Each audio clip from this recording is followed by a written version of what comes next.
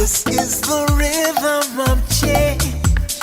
This is the sound of redemption.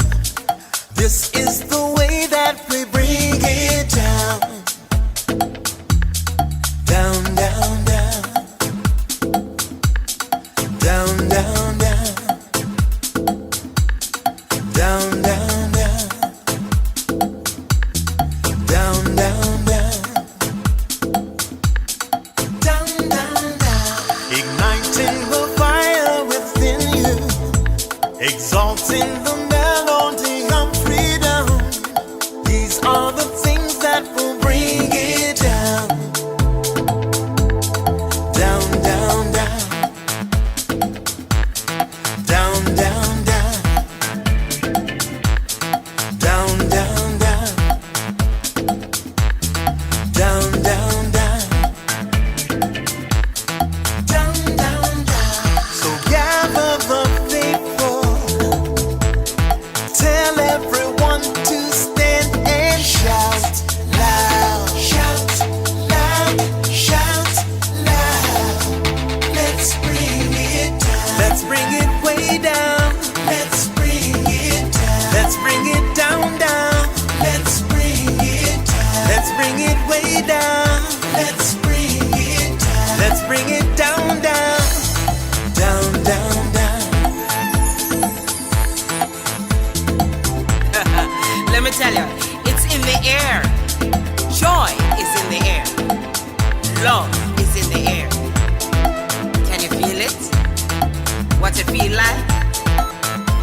Freedom. What it feel like? Don't sleep on it, brother. You might get left, sister. Can you feel it? What it feel like? Freedom. What it feel like? Justice. No need to be counted, cause I am down. Down, down, down. Down, down, down. Down for the end of racism, for the end of bigotry, cause I am down. For the end of misogyny, that's right. For all the isms out there, just down, down, down. Let's bring it down. Rise up, people. No more foolishness, and let's bring it way down. Riding the river of change into the cries of contrition. This is the way that we bring it down. Down, down, down. Down, down, down. Down, down, down. Down, down, down. Down, down, down. We are the children of Eden, dancing and celebrating freedom. We are the ones that must bring it down. Down, down, down. Down, down, down. Down, down, down. Down, down, down. Down, down, down. So gather the faithful. Tell everyone to stand and shout loud. Shout loud. Shout loud. Let's bring it down. Let's bring it way down. Let's bring it down. Let's bring it down, down. Let's bring it down. Let's bring it way down. Let's bring it down. We've got to bring it down. Down. Stand up and shout. Stand up and shout. Rise together. Accountability starts now. The Eric Dawson Radio Show. Yeah. Rise up. Stand up, shout it loud. If you are not prepared to come to that table and to represent that voice, don't come. Because we don't need any more brown faces that don't want to be a brown voice. We don't need black faces that don't want to be a black voice. We don't need Muslims that don't want to be a Muslim voice. We don't need queers that don't want to be a queer voice. And if you're worried about being marginalized and stereotyped, please don't even show up. Good morning, everybody. Happy Monday. Happy Monday. Happy Monday.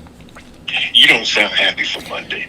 Yeah, I'm exhausted. I took 2 Tylenol PMs last night. I was so tired. And I read the warning in the back, and it talks about possible liver damage if you take over 4,000 milligrams within a 24-hour period, and yada, yada, yada, yada, yada. And as I was reading it, I noticed that on the bottle in the front, it doesn't tell you how many milligrams each tablet is. You have to read in the fine print to see how many. And that's what I'm saying to myself. So if 4,000 milligrams can cause severe, it says severe liver damage. And then they don't tell you, like, to me, that should be on the front of the bottle in really, really, really big letters, right? 4,000 milligrams in a 24-hour period could cause severe liver damage. Each tablet is 500 milligrams. Done. Right? Why do I have to go read that on the back, on the way back in a small print? And then I can't, I think when I turned 45, I woke up one morning and my eyesight was just different. I don't know if that happened to you guys. Right? Like, it was just different that next morning I woke up. So now I was going to say that to you, Eric. When I got older, all of a sudden that little prick got really tiny. Didn't it? Like, it's crazy. It got really tiny. So you know what I have to do? I do 2 things. I have a magnifying glass, and I remember my grandmother having a magnifying glass. Yes. Right, so I got a magnifying glass, but now what I do, I don't use the magnifying glass. I take a picture of it with my phone and then blow it up so I can see it. Oh, boy. It's crazy. So I'm saying to myself, so if I could kill myself if I didn't, if I wasn't intellectually curious enough to understand what it is, right? So anyway, I popped 2 of them, Vincent, and I'm still recovering because I took them at around 11:30 last night. So they're just wearing off, right? So what do you have? Sleeping issues? Is that what it is? You couldn't get any sleep last night? So, I told you, so part of my challenge, and some of it is the vitamin B deficiency as well as some other things, and then just the trauma, emotional and physical trauma that I experienced through the cancer and the surgery and all that kind of stuff. So I battle, and I don't make any bones about it. I battle almost daily with some level of depression, right? And sometimes it's really difficult for me to get out of bed. And sometimes when I do the show, even, right, like there are times like 5 minutes before you guys call in to get ready for the show that I'm still like going, I can't do it. I can't do it. I can't do it. I can't do it. I gotta do it. I can't do it. Like literally, right? I can't. I don't. No. But I mean, I'm talking about a mental illness. So it really does. And there are times when I'm literally in the fetal position at the foot of the bed up until 5 minutes before we get prepared. So all of that. And some of it spills over into the midday or into the evening, and so then when the anxiety level is really high in the evening, I'm up and down, up and down, up and down, and so I finally say, you know what, I need to get some sleep, right? I need my body to be able to rest and my mind to be able to settle down, and so that's when the medical marijuana comes in. But then I look and say, do I want to be high, right? And so, no, not all the time. And so So Eric, have you looked into like for one, I told you about the therapy light for the morning time? No, I haven't looked into it. Okay. Have you thought about like aromatherapy for at night for sleeping? And what else is there? Because aromatherapy helps with your anxiety as well. Yeah, I mean, certain scents help reduce anxiety. Mm-hmm. Sure. I mean, there are a lot of things that I should be doing, Diane. But again, right? So I can have the conversation with you about it. So this is all part of the whole mental illness piece, right? So I can have like right now, I can have like an intellectual conversation about all the things that are good, right? Even meditation and yoga, right? And all those things. But it is getting to the practical piece of it, right? And so there's a barrier in a lot of cases where I go, yeah, I know I should be doing that. And then, I'll go lie down, right? Yeah, I'll go lie down. I'll go, just kind of sit almost in a vegetative state, and knowing, like a piece of me knowing, like, Eric, you should, you should do something. So anyway, so that's why I took the Tylenol PM last night, because I needed to sleep. Oh, Eric, but have you considered, just when you can't sleep, reading the Quran? You know what, Vincent? No, but I used to have the Bible on tape, and like literally, I never got out of Genesis. I'd be asleep. Wait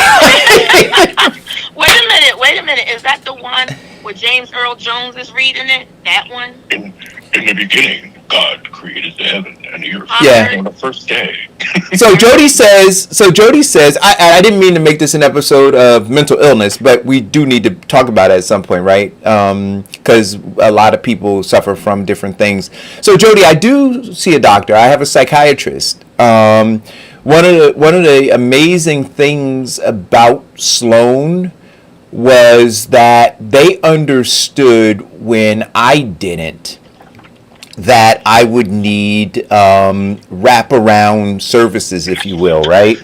So I have a nutritionist. I have the traditional medical people, and then I have the other folks, right? I have a psychiatrist. I have an acupuncturist. I have all these people at my disposal, and doctor. So let me tell this story. I think I told you, Diane. Yours is more holistic healing. Right. But I think I don't know if I told you, Vincent, but Diane, I told you about Dr. Monique James and how I got to her, right?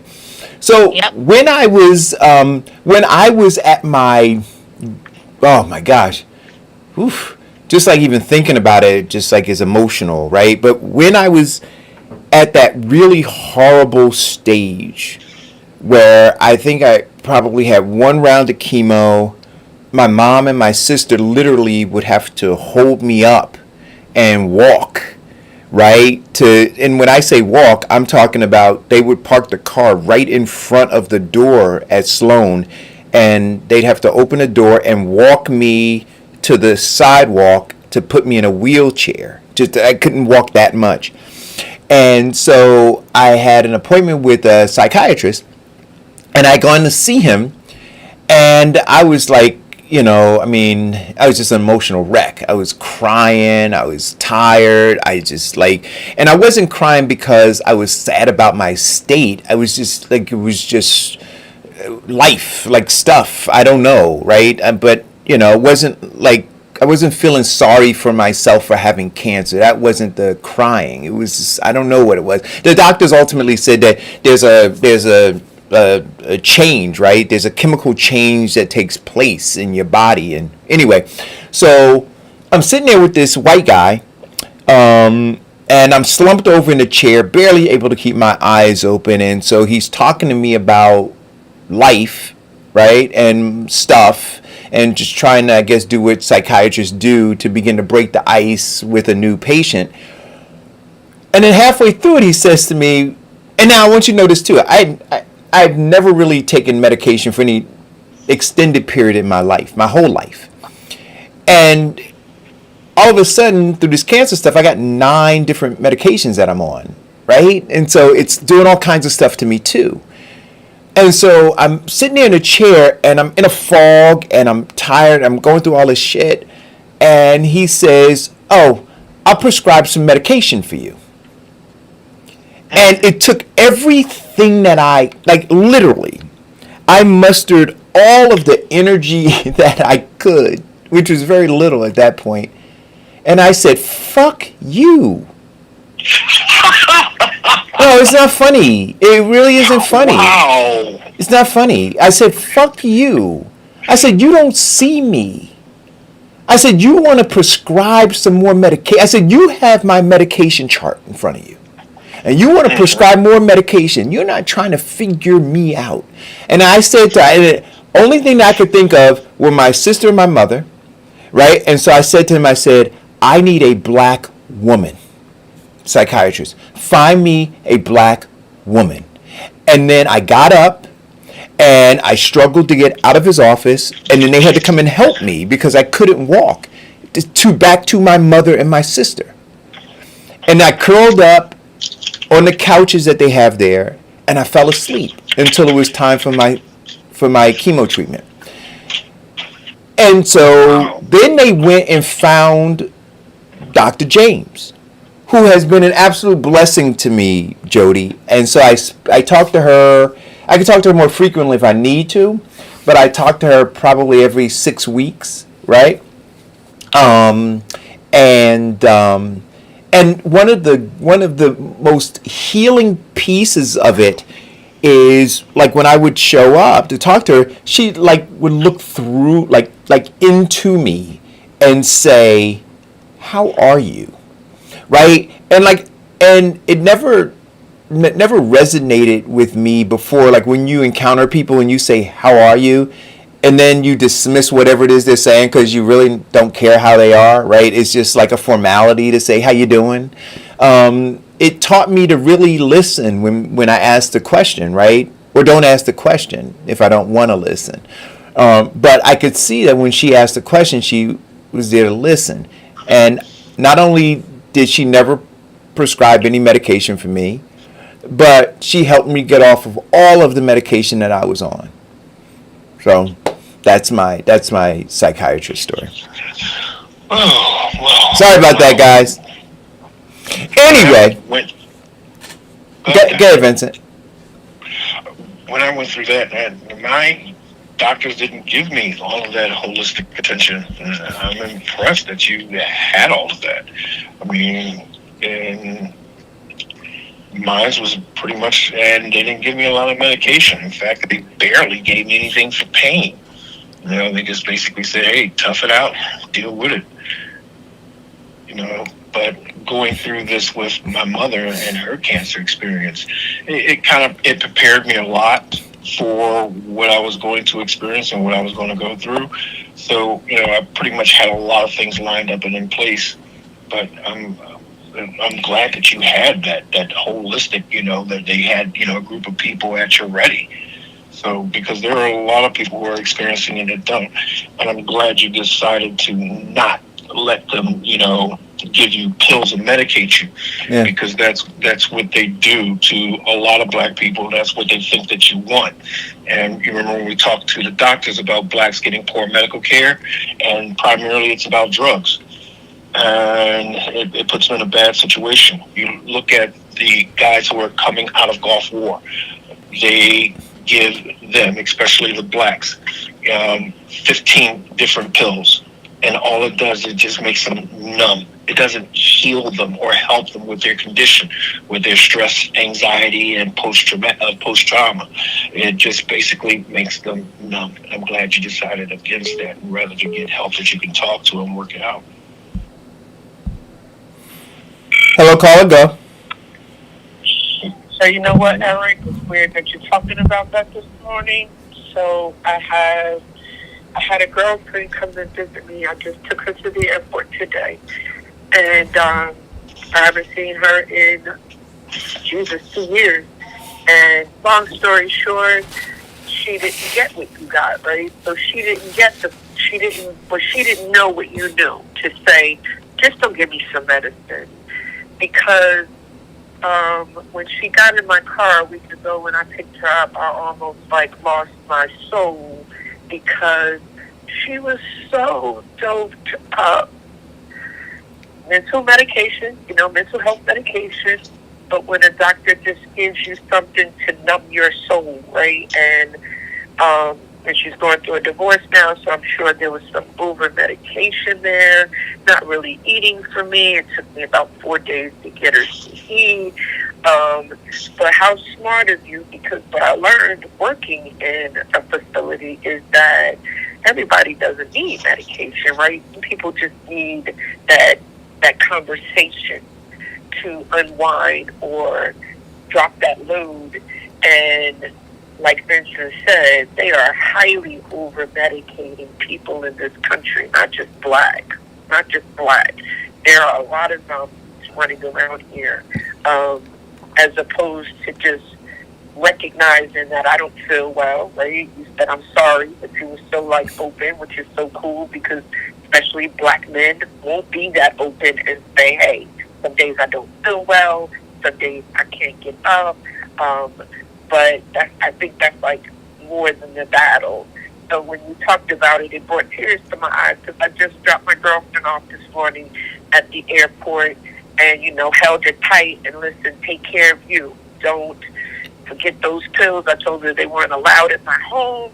I couldn't have her walking around me that way. I couldn't look to see her that way. And, tried to give her good food, healthy conversation, and move on. But you'd be surprised how many people weren't as blessed as you are to be where you are today. You know what I mean? So thank you for sharing that. Hey, thank you, sis. Absolutely. So, this weekend, I got to say this, and then we can move on to the different topics of the day. I was working out my culinary skills this weekend again. The two best things that I have in my kitchen. Now, some people like the Ninja Foodie. I haven't used one, so I can't talk about it. But I do have the Instapot, right? And the Instapot air fryer, the deluxe model, right? And those two things are amazing for me. I cook in a fraction of the time of the regular oven. It just seems to be more efficient. I don't know. I haven't used my oven in maybe 4 or 5 months. And I cook everything that I want to cook in the Instant Pot air fryer. Instant Pot air fryer and the Instant Pot, the actual thing.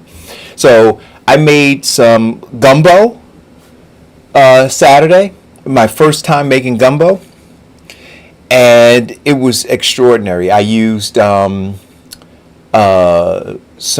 apple chicken sausage, right? I used some tiger shrimp, and I cubed some chicken tenderloins. I just cubed them.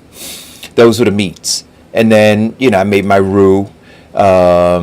And sautéed some minced garlic, bell peppers, onions, right? And it was spectacular, absolutely spectacular. And then I made some corn muffins to go with it, and I made some rice, right? Because you gotta have rice. And then yesterday, I made some in the Instant Pot. I made some chicken cacciatore, which was ridiculous. So that's what's going on in Eric's kitchen. And while I was doing it, I'm saying to myself, because I know we've talked about doing a cooking show, and I'm like, yo, you don't even need like a massive kitchen. You could do a cooking show, and you know what? I bet you we could probably get if we did it just using Instant Pot, we could probably get Instant Pot to do some sponsor stuff at some point if we got the viewership up. And probably get the ingredients and everything else donated to us from these different places if we use them. But what I realized is you could do a show, especially when you're talking about people who need to eat healthier, and need to eat, looking for less expensive alternatives, right? I looked at the chicken. So the chicken cacciatore, I didn't go and get chicken thighs. I used the chicken that I told you I get from Costco, right? My $6 chicken. And I made chicken cacciatore, and it's enough Well, for me and Amina, I mean, it's like at least 2.5 nights worth of dinner or something for $6, and then a can of or 2 cans of diced tomatoes, some onions and peppers and garlic, right?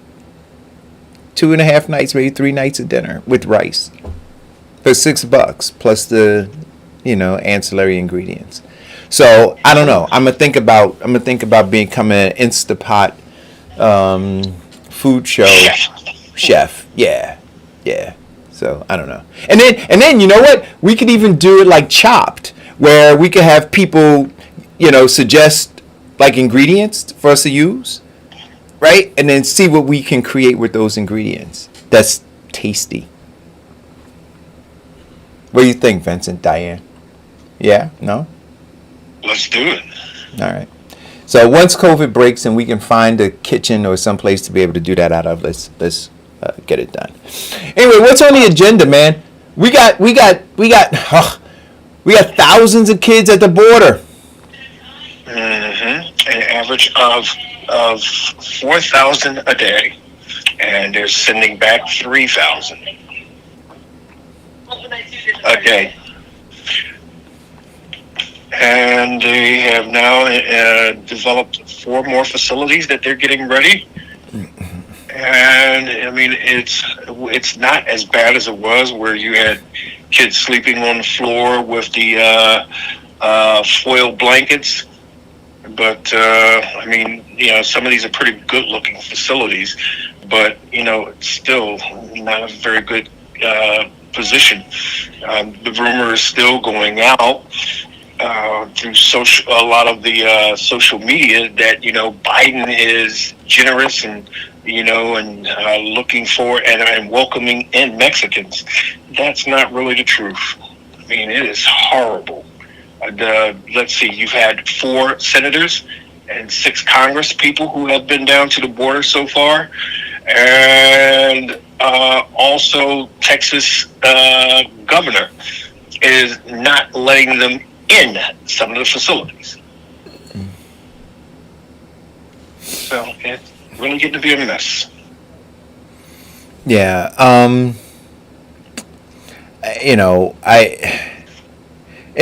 So for me, this is where I am. I don't know, because I'm not there, right? And I'm relying on the news that I don't always trust or rarely trust, right? And I'm relying on politicians that we've learned not to trust, right, to give us this information, right? But until I'm there and until I can see it, it's hard for me to be able to really talk about it. But I can tell you, just because it's going from president to president to president, that it ain't good, right?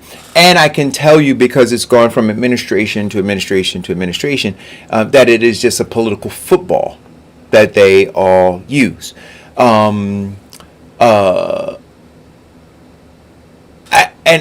guess I keep standing by it. It should be really simple, right?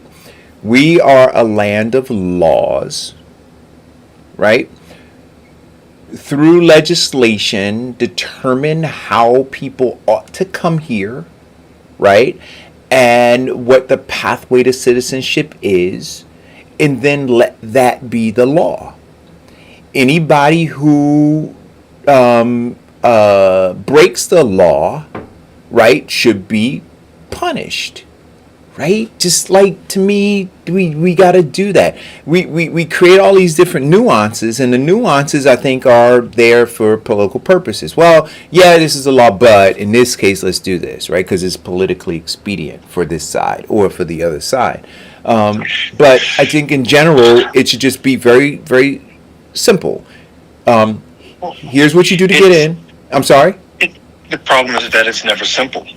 We're a land of laws, but laws sometimes get watered down or paint with a very broad brush. And then those things that come in that circumvent the law, and emotions and politics takes place. And one of the biggest issues that we have with being tough on Mexico is that the United States does business with Mexico. and always has. So we need that. That is one of the hurdles that they're dealing with, which is why it goes from administration to administration, and they sit up there and they look at it and ignore it until their term of service is gone. The other issue that we look at is in terms of our immigration laws. We knew that they needed to be changed. The only last person who did some solid work to change the immigration law heavily or landmark was LaGuardia, but that was more for people coming in from Europe, but not this Mexican issue. You look at right now, and I saw some news reports of people, waiting at night by the Rio Grande, and they had little rafts and pontoons, and they just basically carted them right over to Texas, and heading for the border. And all they do at the border is turn them back.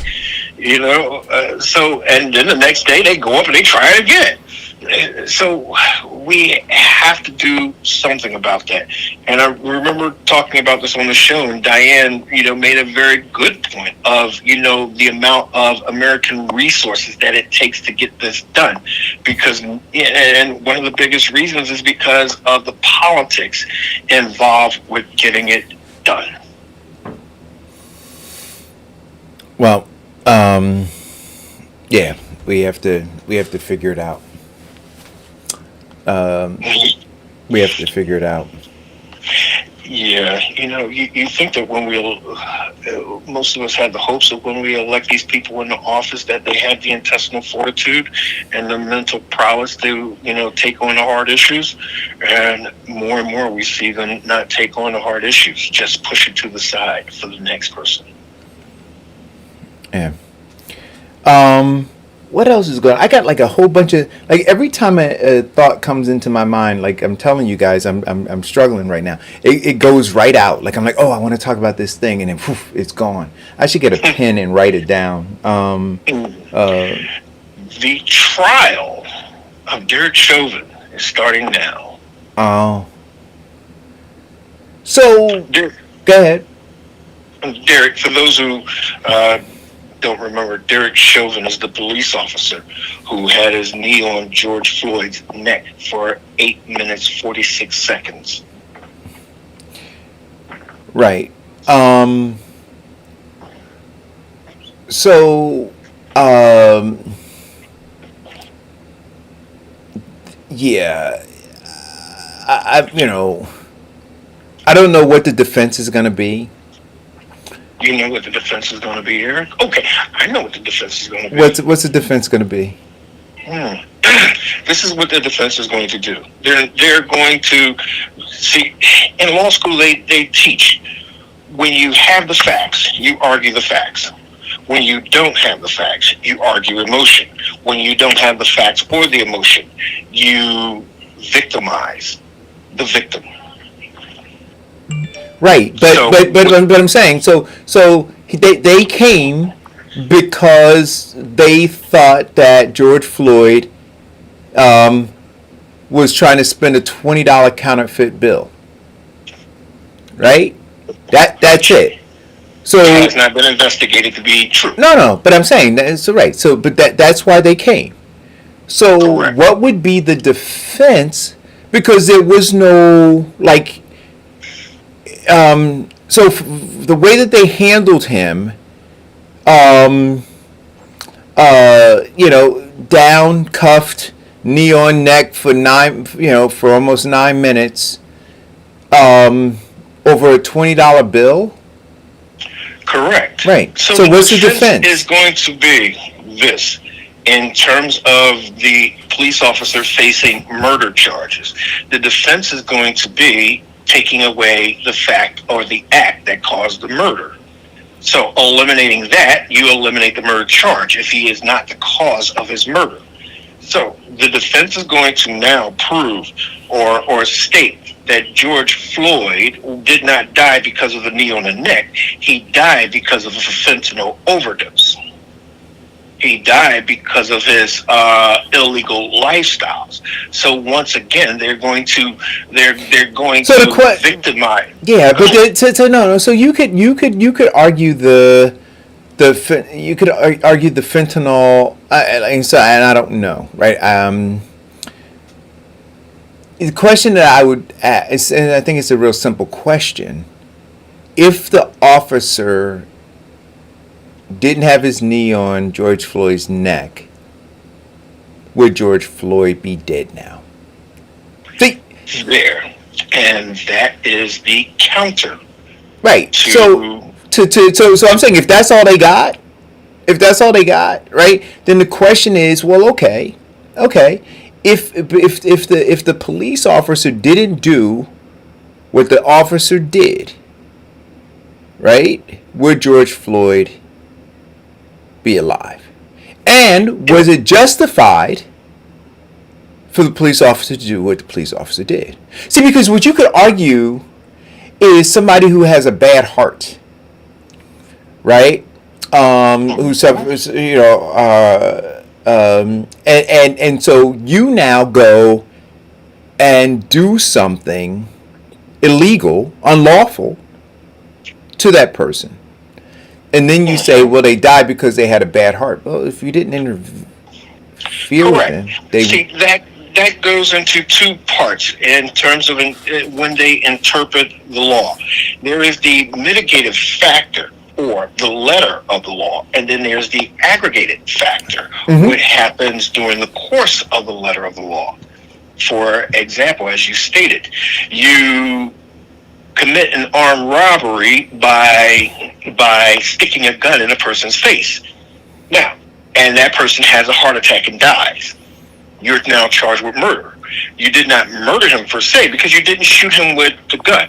But the actions that you did of sticking a gun in his face is what caused the actual murder. That's right. That's absolutely right. And that's what I'm saying. So now when we go back to it and say, well, what's the argument? I mean, there is no doubt that the officer not only had his knee on George Floyd's neck, right? It's carotid artery, right, cutting off his blood supply and his oxygen, or constricting, but he also was nonchalant, right? Didn't care about the well-being of this man. Right? Correct. And so you could see that. So, George Floyd in that moment wasn't a human being to him. And so, so when you talk about arguing facts. No. He sat there with his knee on his neck and posed for the camera. Right. And so when you talk about arguing facts, when you talk about arguing emotion, right? I think it's going to be really difficult. And so, having said that, I just hope that they're. Correct. The worst thing about it is that they got this black man up there as the prosecutor for the state of Minnesota. Why do you say that's a bad thing? Well, that goes to the Willie Lynch term as slave catcher.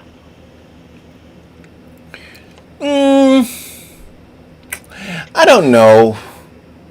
Look, I understand brother is a prosecutor for the state and he's got to eat and got to have a job. But then, does he have the ability to say that, no, I'm not taking this?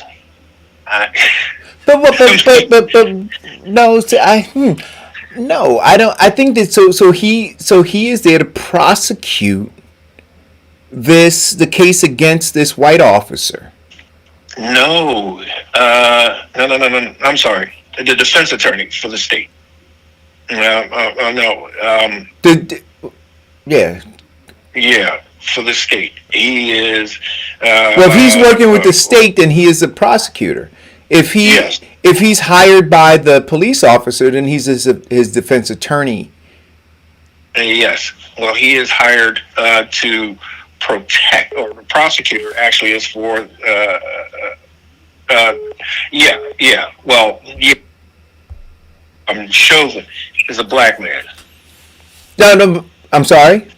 The defense attorney for Chauvin is a black man. Oh, so the defense attorney is a black man. Yes. So, But also the prosecutor is a black man too. okay. So so the prosecutor I wouldn't call a slave catcher, right? I'd say, No. yeah, The okay. defense attorney. But now as a defense attorney, so the question is whether or not a defense attorney. So yeah, I'd probably have to turn that case down. I can't, I was trying, I didn't have to think too hard. Yeah, I gotta turn now, and I understand the brother may, it's a high profile case, and the only way this guy does well is by winning. Right? Yes. So if you win the case, just like Johnny Cochran, when he won the O.J. Simpson case, right? That made all of those people superstars, right? And so if this black attorney, defense attorney, wins the case, then he becomes a megastar. At what expense? Caller, go. Caller? You know who I think is worse than even the defense attorney? I don't even know what to call them, Lord. The attorney for the family, the Black Lives Matter people who go around with the attorney for the family. Oh, they got an owl out there too. Al Sharpton. I think they are such a disservice to the dignity of it, to the moment in time for black people. I think they're the worst. That moment they put on today with the family speaking and Sharpton speaking and the press and them out there taking a knee for 8 minutes. Yeah, and allowing, which you very rarely see, allowing the press to continue to tape what they were saying, those side conversations that we shouldn't have heard. And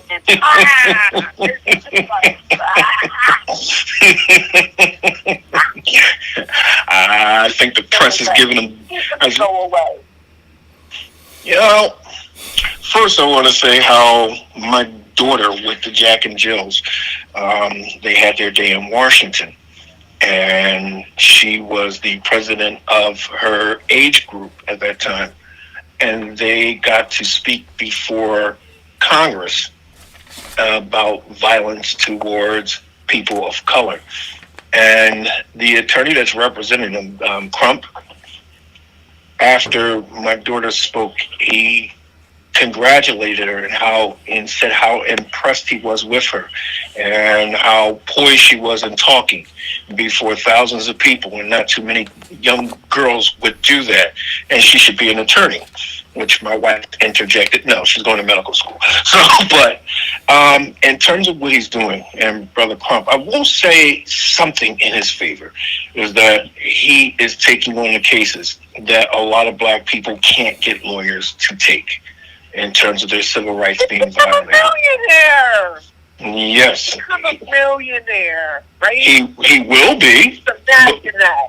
He didn't take that because I thought you were going to say you're going to look back at him and say, well, you're not very eloquent. You are an attorney, all right? Because he ain't like a Johnny Cochran, right? He's not. He sounds, Lord, don't make him do this.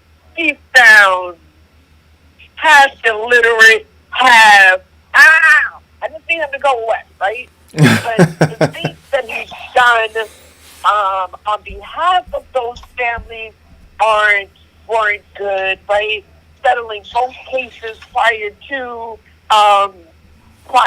going to court, to me, is backwards.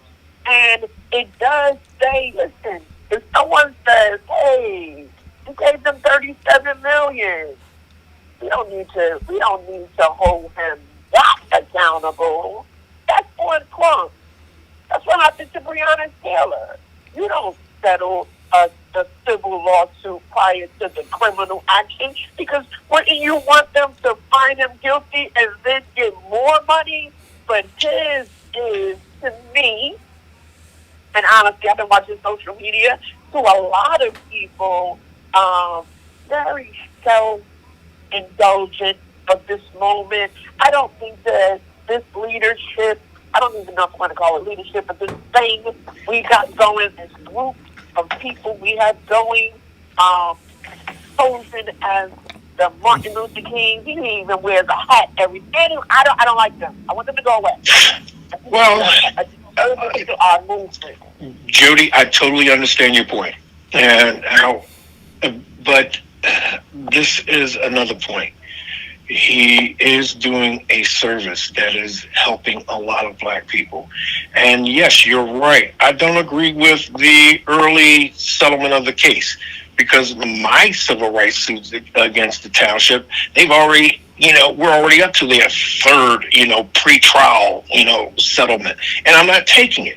So, and when townships, municipalities, and states do that, that is a huge indication that they have a losing case, which they therefore want to go away. But also the family makes the final decision. And the family is also faced with the understanding that even though this is a lot of money and it's an early settlement, but they also face the facts of, okay, we could lose. So do we want to take the bird in the hand or go for the two in the bush?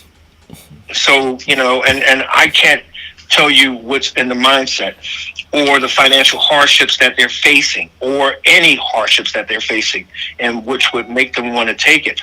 All I can say is that, when Crump spoke and negotiated with them, he has, two landmark municipality settlements. So he has to be doing something well. Well, I don't know. Yeah, I don't know. I operate from the perspective that we are always under attack from without and from within. Yes. Right? Yes. And so my jadedness is based on my 57 years, right? Plus history that I read up on to see how things have gone. And so, I'm deeply concerned, and not prepared to offer any benefit of the doubt, right? None. Absolutely. So that's where I am on this thing. But for the people who are focused and looking at this thing, I'm saying God help that city if the just verdict doesn't come down. There's going to be, I think there's going to be, chaos, right? So we'll see. We'll see. Well, they're prepared for the chaos. They have now activated 3 National Guard units, and they have one specifically on the municipality of where the incident took place. So they're ready for the chaos. You also look at the jury selection is 2 blacks, 10 whites. Sure. Okay. So which are crazy odds because in my trial I had 4 blacks, 8 whites, 2 males, 10 females. Yeah. So, so this is what I'm saying, man. This is where our attention needs to be, right? Our attention doesn't need to be in these other areas. Our attention needs to be on things like this, right? How we're under attack all the time. Did you see the video? I posted it. It was horrific. It was a video of an Asian store owner. Yep. So here's the thing. When I saw the video, because I'm an MMA fight fan, right? Did you see before he took her to the ground, he was hitting her with leg strikes, like a fucking Muay Thai fighter, right? Did you see that? Like literally, he had his hands up and he kicked her twice in the leg, like he was in a fucking octagon. And then he took her to the ground. What was crazy to me too, and I think I saw it on your video, that the people were grabbing her, like to pull her away, as opposed to pouncing on him. Right. Well, see, so understand though. People get lucky. See, but here is the thing, and this is what I said last week, right? We just talked about it last week, and I know this is one incident, but it's really not, right? Because I've posted videos in the last couple of years about Asian store owners who treat their black customers like shit, right? In fact, I think it was 2.5 years ago, there was an incident where in an Asian store, they double swiped this black woman's card, and she said, "Did you swipe my card twice?" And then the Asian store owner got indignant, right? And so the woman went and called to check to see if her card was charged twice, and in fact it was. And so she confronted him, and then became hostile, right? And so then it led to a boycott. This was in Irvington. It led to a boycott. I posted it on my page as well. The video of them went viral. And then the owner came out and started begging them not to continue to protest in front of the store. Ultimately shut the store down. So when I hear this, and again, for all of the Asian folks who are being attacked right now, I wish you well, right? Nobody deserves to be sucker punched and all that kind of stuff, right? I'm all for that. But when I watch a video like the one I watched, right, I gotta focus on her. I gotta, right? And so the disdain that community has, that community. I'm not talking about individuals. I'm saying the community has, right? For black folks, I can't ignore it, right? I can't ignore it. And so I don't even know, and I don't even know if that community wants us, with them fighting for them on this issue. I think it's more the distraction. I think it's more the media and everybody else getting us to take it almost as an elixir, right, for the pain that we're going through. Like maybe if we go comfort somebody else, we'll forget about our own pain. But I don't know if that community wants us there. But it was a horrible video to watch. And to your point, Jody, they were telling her, relax. Yes. They were telling her. They weren't beating the shit out of him. Now, let's go. Let's flip it. If it were a dude, a black man, who had an Asian man, not an Asian woman, because we know what would happen if it was an Asian woman. So, right? Let's say he had an Asian man in a headlock. They'd be trying to pull the black dude off of him. Right? Yep. That's what they would be doing because of the image of the black man, right? They'd be pulling them off. But this Asian guy, it wasn't about him. It was about, sis, You gotta calm down so that he stops. Really? Yes. Really? Calm down so that he stops. So it's you that are prolonging this. Come on. I'm telling That you. was crazy. You know.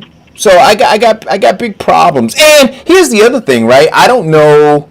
Now, and this is the media. If it were an Asian person who was choked, that'd be all over the news right now because it plays into the narrative about Asians under attack. Mm-hmm. Right? But there's an Asian attacking. So they're not going to play it on the news. You understand what I'm saying? Because it's an Asian attacking. So it doesn't work for the narrative. No, it doesn't seem to work very much for the narrative at all. But let's look at, in Philadelphia in the 80s, there were, at that time, blacks getting shot by these Asian store owners. So they got together and they started protesting. And the next thing you know, they thought that they were shutting these places down because they did close. And all they did was the same Asians change the name, paint some stuff around, and brought in, other members of their family to work the stores. It's the same thing. But let's look at, there are store owners, and not necessarily profiling Asians, but there are store owners of other ethnicities that are just as unscrupulous. I mean, we went to a white ice cream store, and my car got swiped twice, and I confronted them. I went to a bodega, and dude was overcharging me for stuff. And so, I mean, it's not just them, but to target them, I mean, and saying that it's only the Asians in the neighborhood that are cheating black people. No, that's not exactly true. And then let's look at another thing. A lot of black people go into these stores, and the biggest problem that they have is shrinkage, better known as shoplifters. And so so there's a little give and take in both groups, and it's crazy. It's crazy. I mean, it's crazy being a small business owner, a grocery store. I think that was not cool, right? Which is often my issue.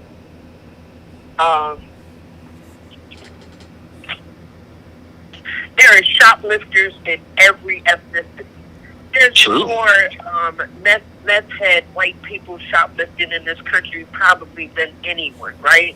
That was a narrative you could have left off because that's sharing guilt where it just doesn't exist, right? That's not cool. That woman wasn't, right? So because that's to say that you beat her because some other black person has robbed your store before.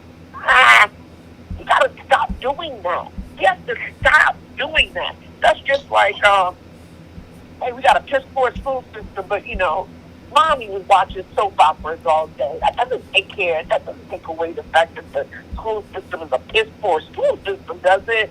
And so you can't give anyone any excuse for that behavior. All black people in poor neighborhoods don't rob stores. All black people in poor neighborhoods don't steal from stores. All black people aren't seen and dastardly and deserve to have their behinds attacked by any person. And we see it every day, right? These Asian people, right, that we see now on the news talking, the argument is that they've been more persecuted than we have. That ain't true. And Jody, just for the record, I'm not saying, nor did I stated, that all black people in their community and they go to these community stores are shoplifting. Okay? Brought it up, right? And it wasn't a part of the conversation, and it was, in my opinion, not being aggressive at all either, in my opinion, that's like accusatory behavior. That's like taking some of the pressure or some of the racism that black people face by saying, oh, you know, some of the shop owners, they have a hard time with their small businesses, and, you know, and they do get robbed and steal. They do get robbed, and people do steal in these black communities where these Asians set up shop. Don't do that. Well, no, and it's not accusatory. It's not accusatory. And I'm not putting it as accusatory behavior. Oh, I'm sorry. Call a cop. Someone steals from your store, call a cop. You don't beat no woman. You don't take her and drag her down to the ground.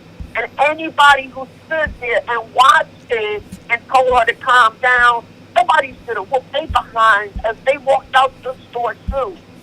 We have to stop spreading or sharing the behavior, giving them any leeway. We can't do that anymore. That's like, hey, George Floyd had some meth in his body. This is the new thing. He had a little bit of meth, a little bit of fentanyl, so maybe that killed him. Don't do that. Don't do that. Don't do that to black people anymore. We don't need that done to us anymore.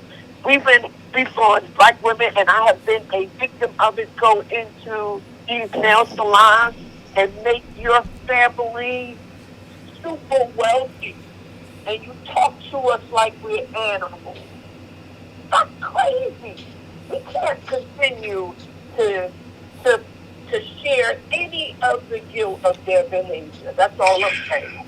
Okay, and what I'm saying is this. First of all, it's not, to me, it's not accusatory in terms of pointing out what's true. Okay, because we do know black people who go into these stores and shoplift, and we do know black people. Oh no, please, Joe, no, everybody does not shoplift, and please let me finish. No, everybody does. Everybody does. You have white rich people who shoplift. Yes. Yeah. Yes. Okay. We do. Now, can I please finish? Go ahead. Now, and nor am I going to sit up here and advocate that anybody, shoplifter or not, be treated that way. And that part it deserves a level of outrage. But what I am saying is this, okay? If we're going to talk about it, let's talk about some things in its entirety.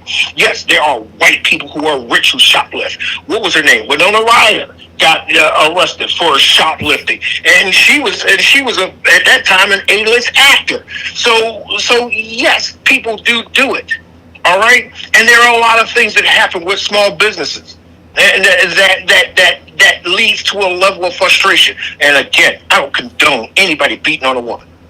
Okay, and I don't condone the way that she was treated in that video.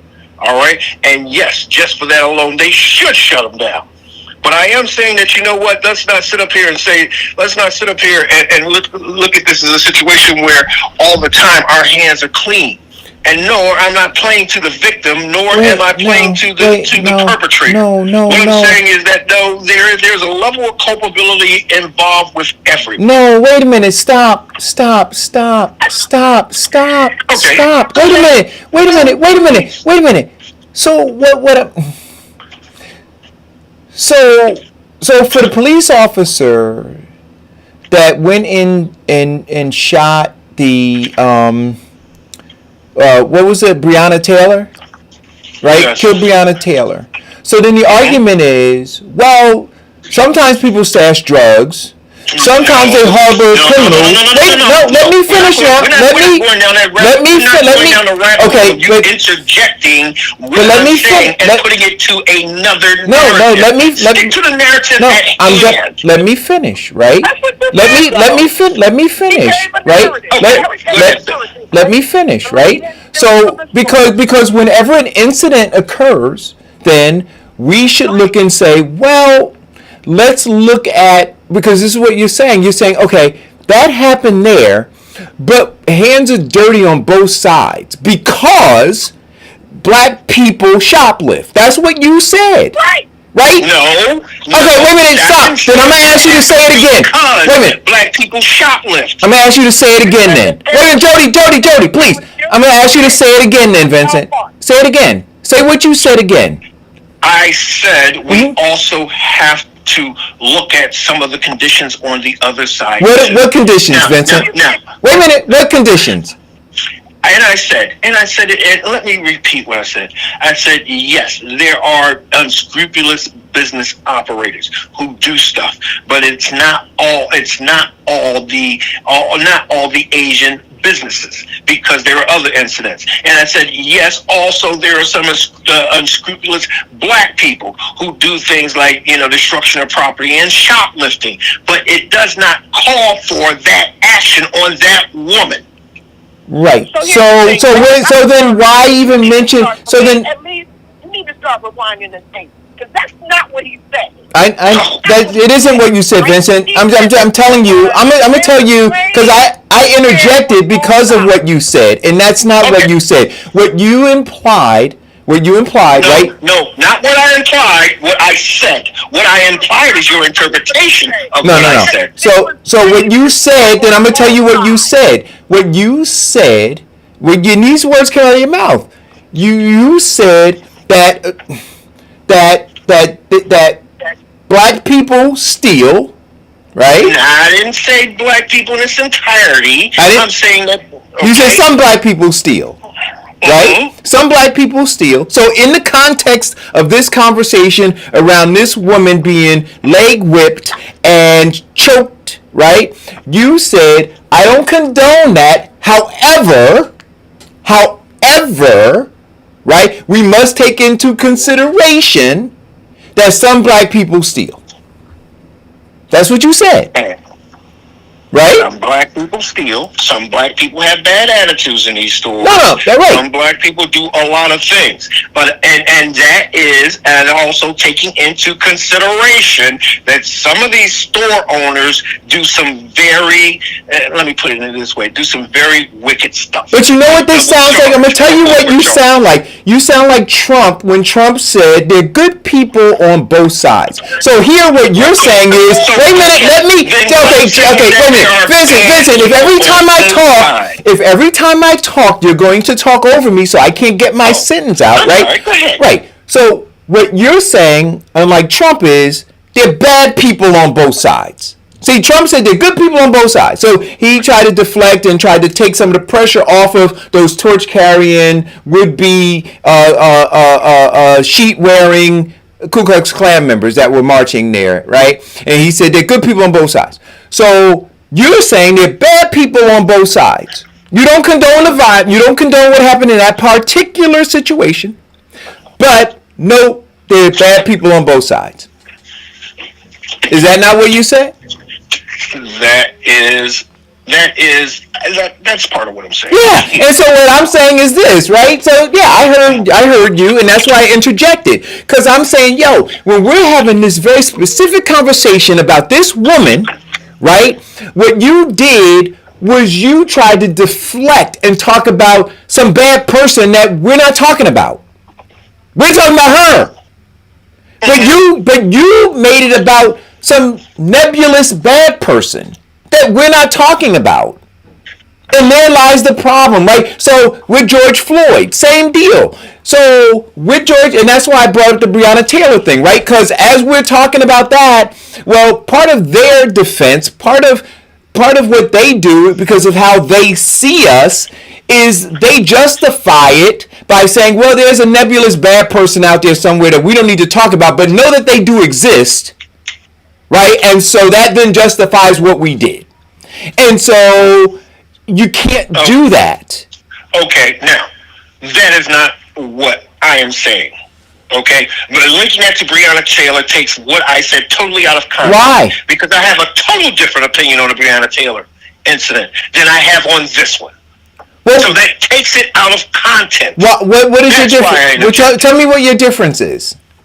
Oh, here's my difference with the Breonna Taylor situation. And the evidence stating fact. First of all, they had a no-knock warrant for a person, and it was the wrong person. Wait, pause, because I want to go step by step. So no-knock warrant, they weren't justified.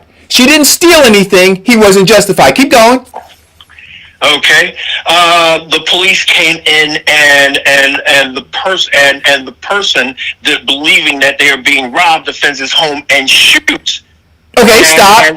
Hold on. No, because I want to go step by step. So she's defending her integrity because she didn't steal anything. Okay, keep going. Okay. So you're comparing it to Yes. Taylor to the Yeah, that's right. Mhm. I'm saying there's no difference. Now, well, there is a huge difference. Okay. Well, and Breonna Taylor, who was not shooting, did not have a gun. It was her place. Therefore, ended up being killed by all of these bullets. There was no justification. There was no true bill. No charges against the police. Okay, so I got a total different thing. No, it's not. With her, the way he whooped her behind, I say, yes, sister. You not only protest but sue.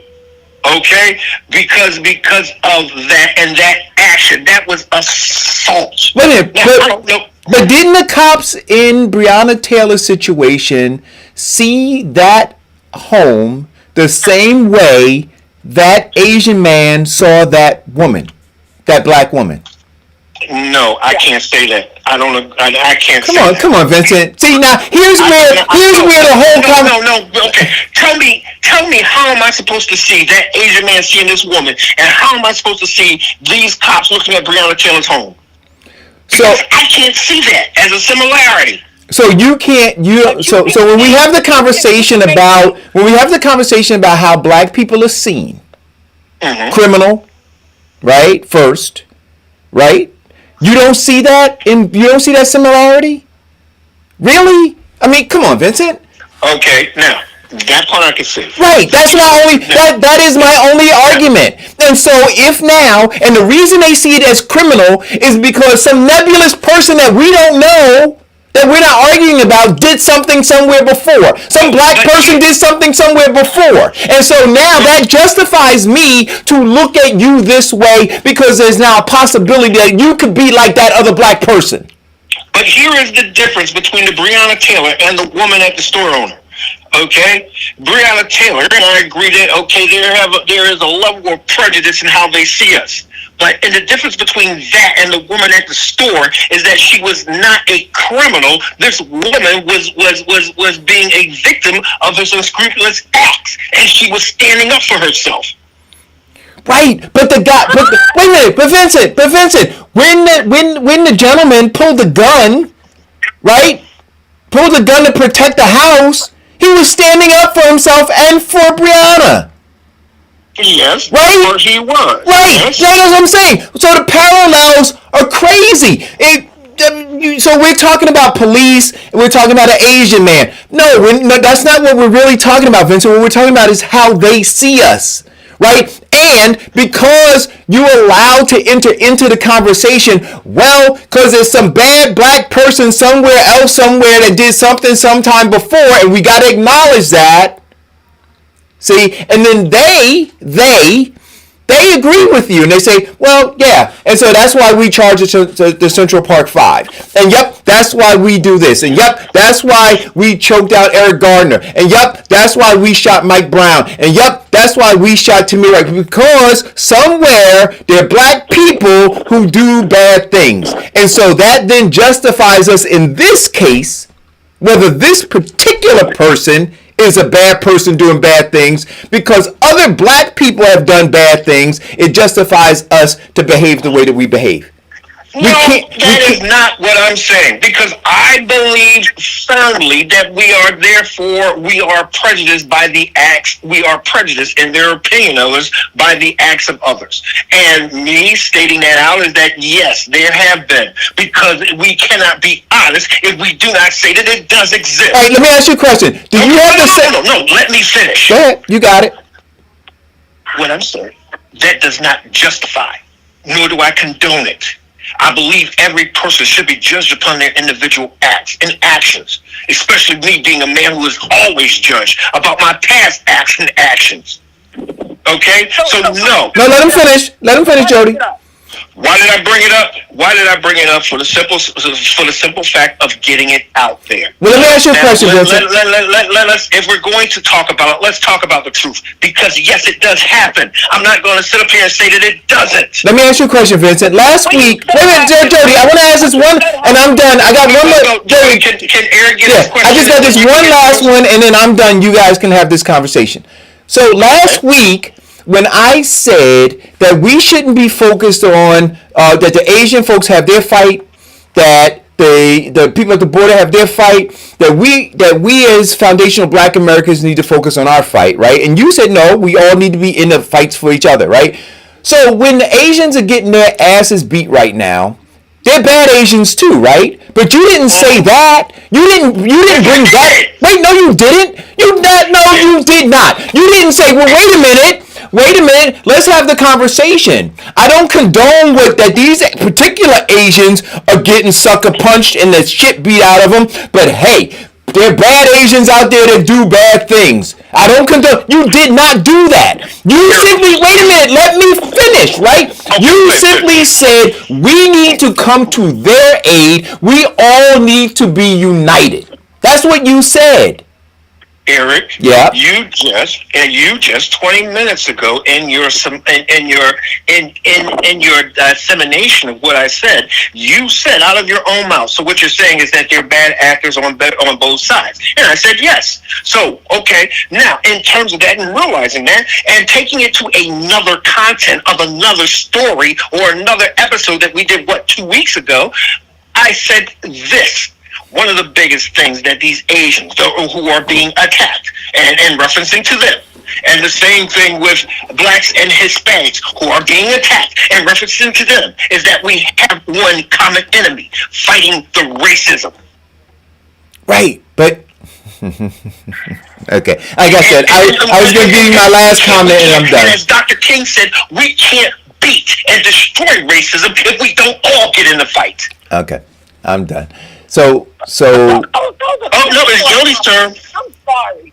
Those are piss poor analogies, right? Because Eric was talking about this black woman who went in the store and got beat up because she was accused of stealing, even though she didn't, right? And so you tried to clarify it by saying, but black people go in stores and steal. So do white people go in stores and steal? So do Hispanic people go in stores and steal? So do every race, things that don't have a color, right? So that analogy should have never came up. You were trying to whitewash the reasoning, right? You were giving it some clarity. You were saying that this behavior could be based off the fact that black people do come in stores and steal. Right. Analogy is a horrible one because crimes aren't done by color, right? White boys take drugs.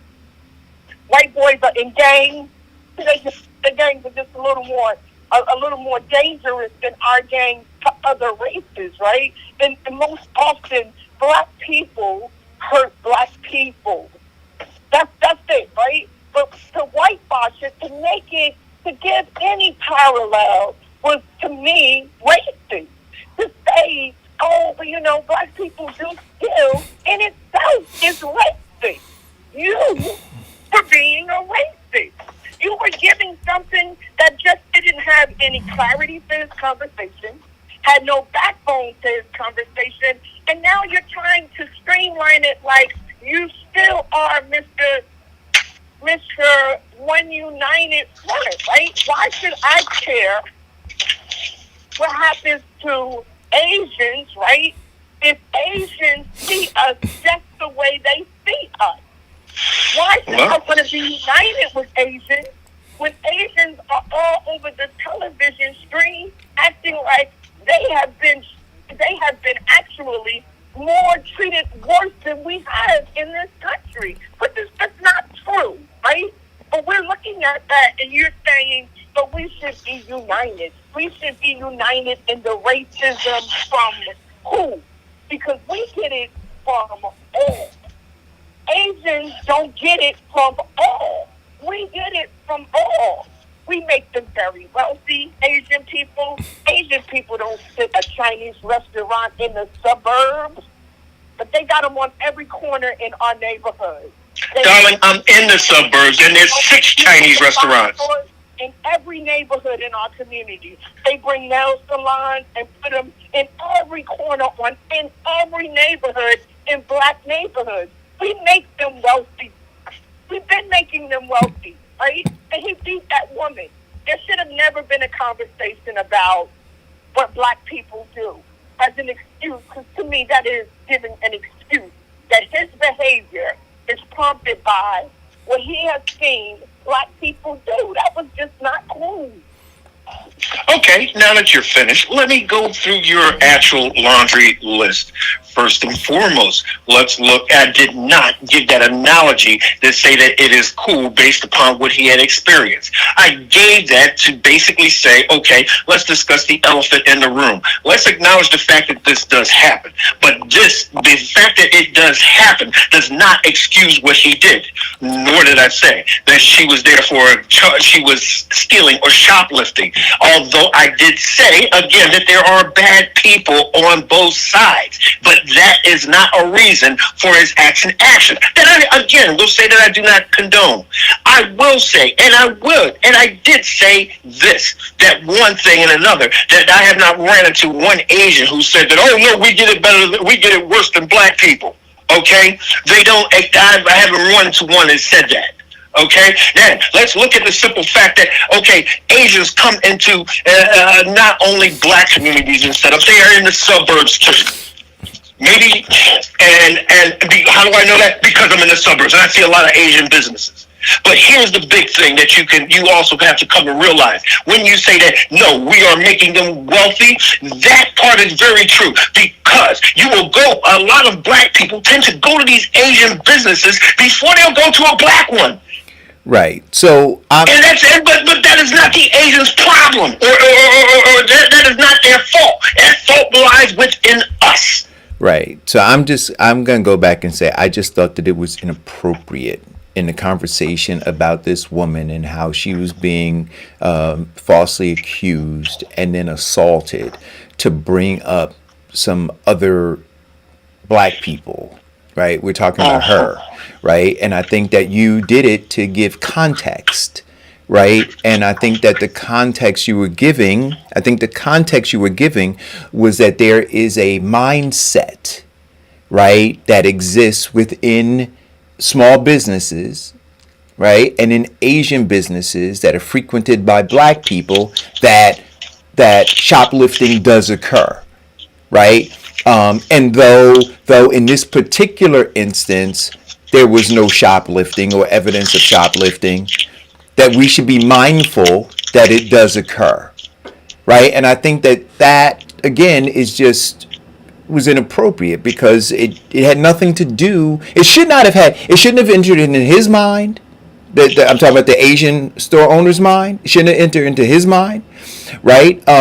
He should have dealt with her as an individual. But again, what your comments suggest is that no, he shouldn't have dealt with her as an individual. He should have dealt with her as a member of a particular group of people, some of whom shoplift.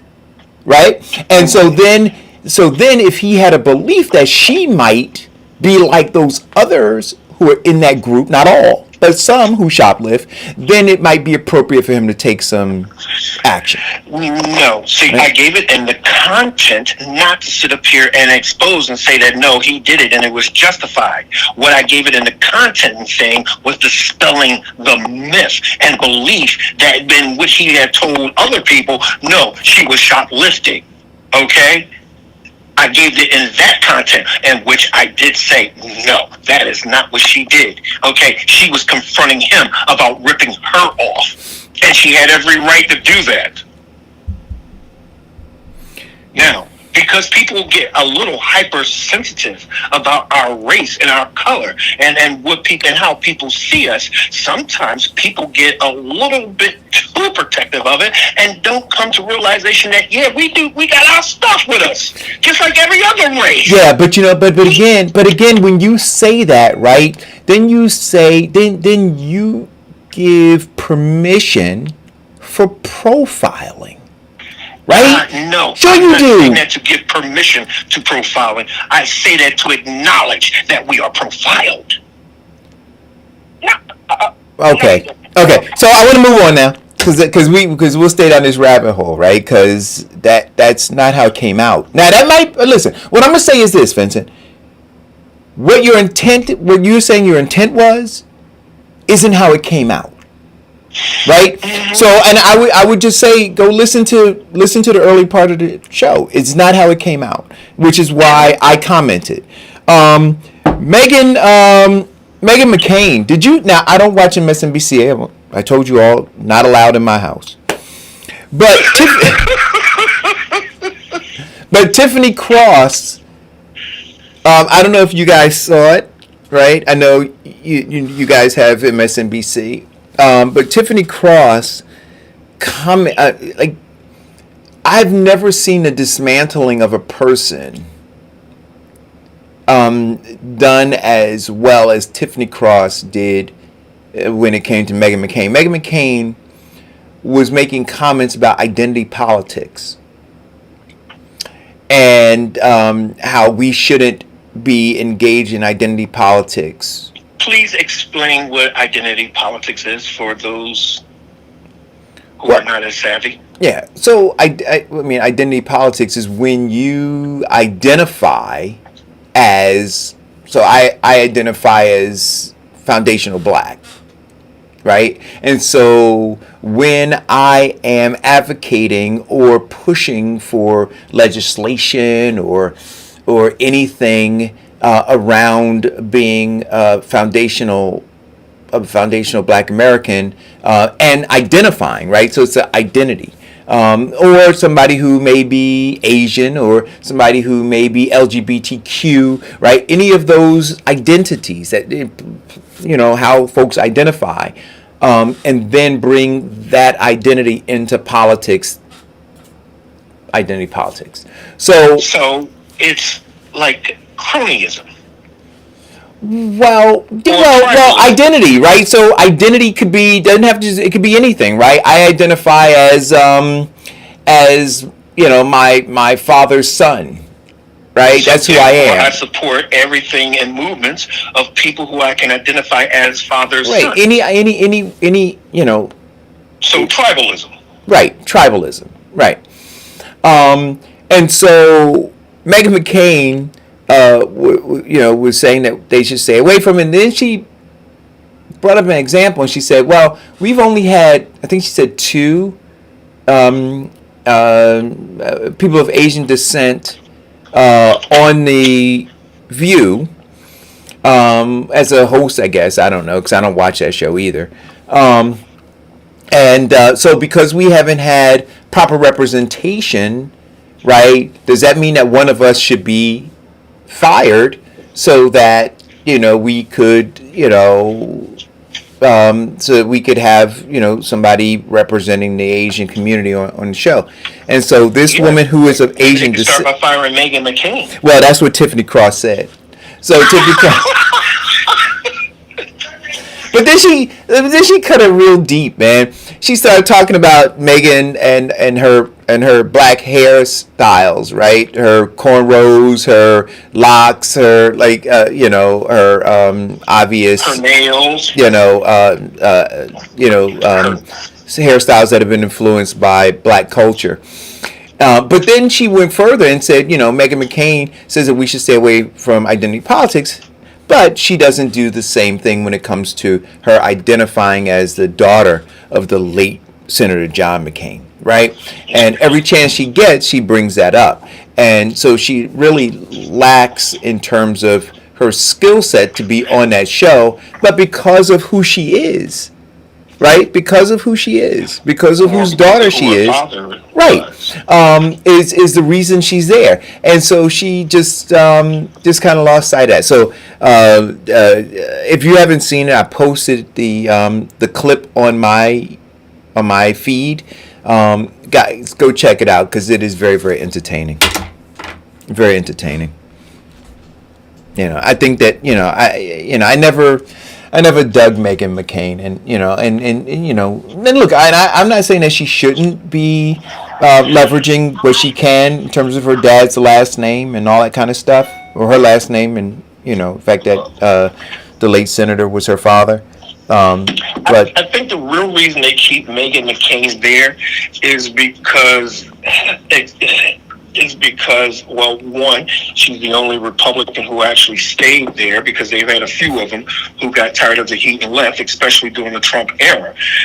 The other point that I want to make about Meghan McCain is that she has really been getting her butt handed to her about everybody that she has done with this quote unquote Trumplican mindset and Republican cronyism and their big lies, their theories, their understanding and how they promote it.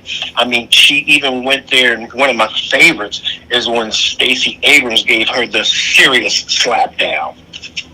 I mean, that was great. And not only that, but she gets it behind handed to her by Whoopi just about every day. So if she wants to be the person to stay for that abuse, fine with the networks, because that controversy, that conflict, that tension, that builds ratings. yeah, you know, I watched last night. I want to talk a little bit more about this.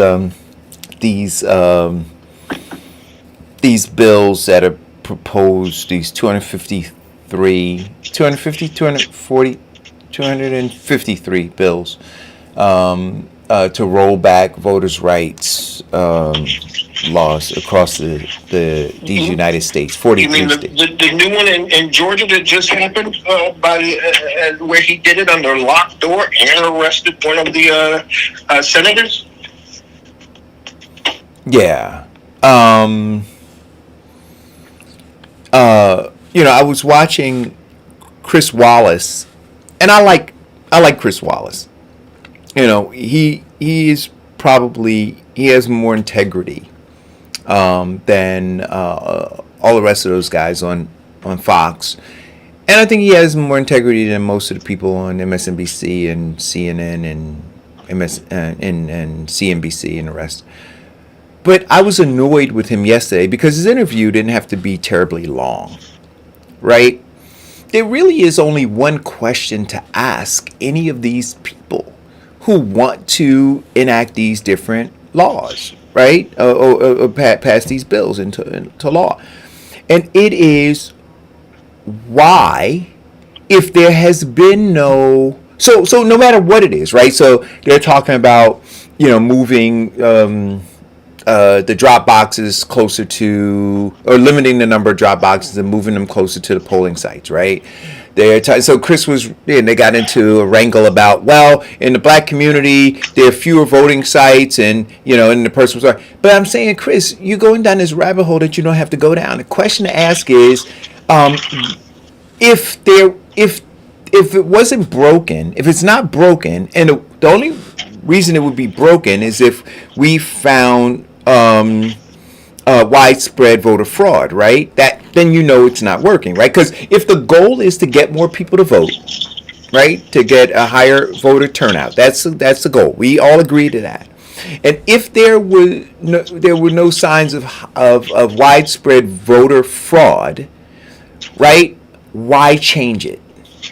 That's the only question. Yeah, but I'm saying, That's your own question. But I'm saying that is the only question he should be asking, and then just go back to that same question. Well, there was no evidence of wide voter fraud.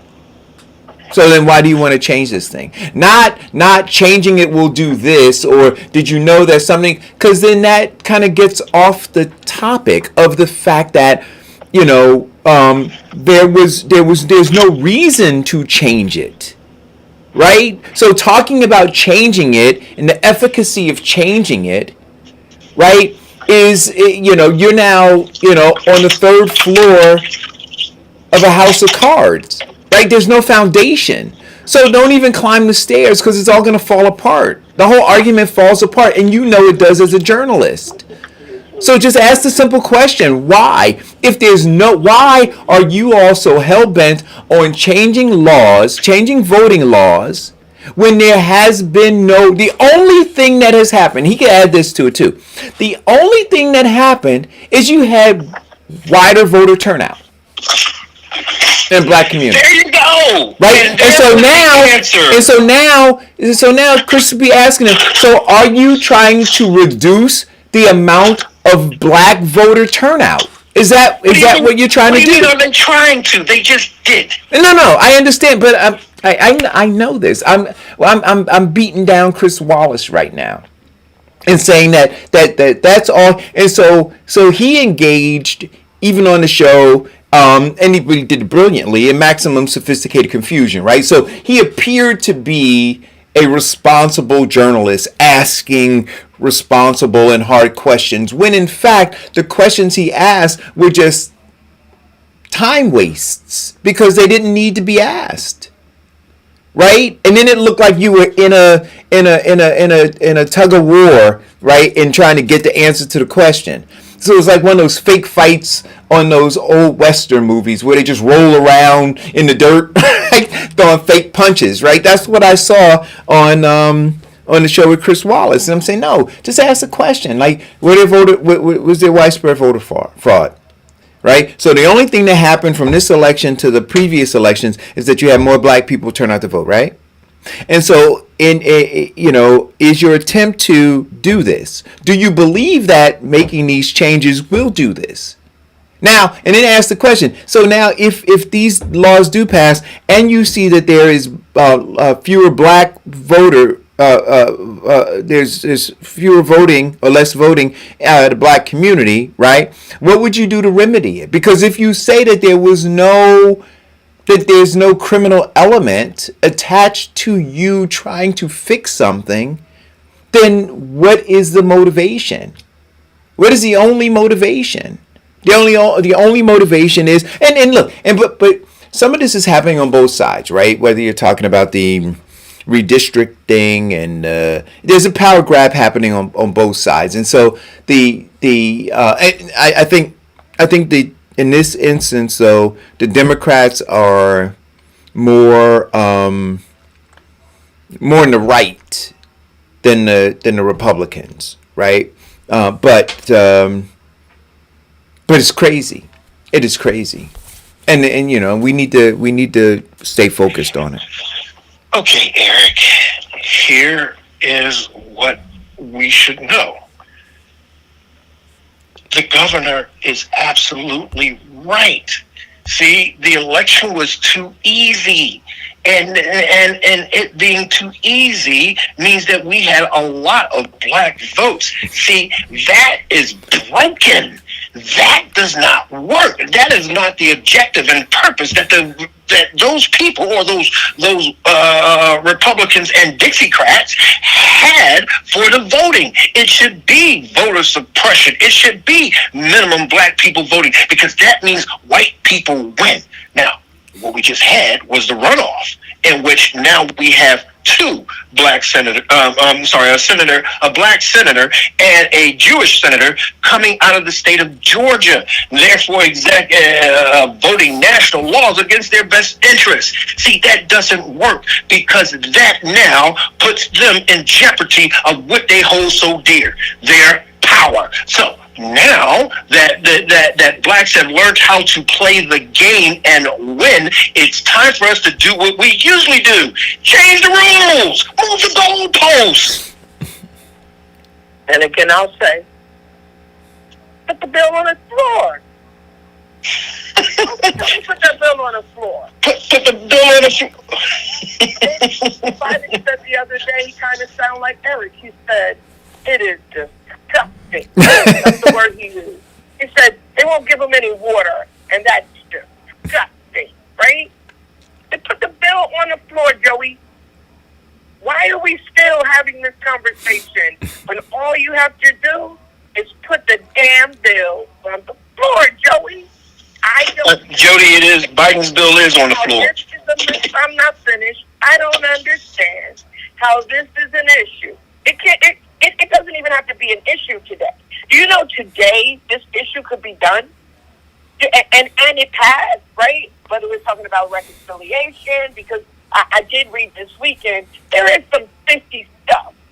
Not in the HR 4 bill, but in the HR 1 bill. There's some fishy stuff that was putting that bill by Democrats that will help help Joe D and Raz Baraka continue to suppress the black vote in your neighborhood, right? Mhm. Things that did not have to be in that bill, right? And then when I read it, I said, oh, God, right?